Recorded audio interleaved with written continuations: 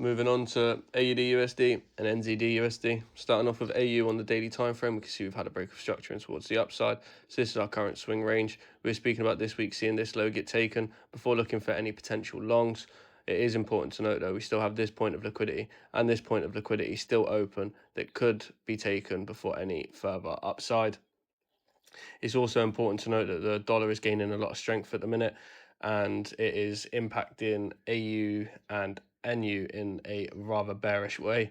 They're both seeing quite strong sell-offs in towards the downside off the back of the deterioration in peace talks, and also Fed repricing in the potential for no cuts this year or maybe even hikes following the hot inflation news that we had last week. If we move down onto the 4-hour time frame though, for AU, we can see that now after having a break of structure in towards the upside, we have now had a break of structure in towards the downside. So this is our swing high and this is our swing low. Now we could look at maybe this high being the fuel for another drive in towards the downside if we get the retracement.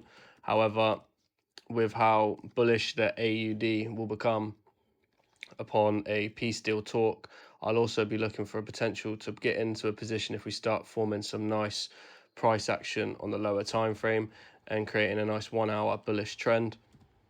So they're my two options: a short from this high down towards this point of liquidity, or see that trend start to form where we can capitalize on the upside movement.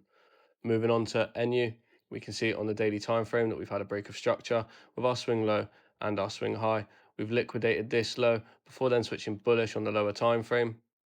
If we go down onto the 4-hour, what we can see is we've had a break of structure over there, another break of structure here. So this is my current swing low and this is my current swing high. As you can see, we haven't quite closed below this one yet, so we've not had a break of structure in towards the downside. Similar to AU, we've now liquidated this point of liquidity, which did give us an initial reaction in towards the upside. However, it was only short-lived with the strength in the dollar pushing price back in towards the downside. I'm looking for the same on NU as AU. I want to see a nice structure start to form on the lower time frame, on the 1 hour mainly, so that we can capitalize on any upside moves. If not, for shorts, I'll be looking for a break of this low, a retest, liquidation of this high, before then looking for any confirmations to short back down.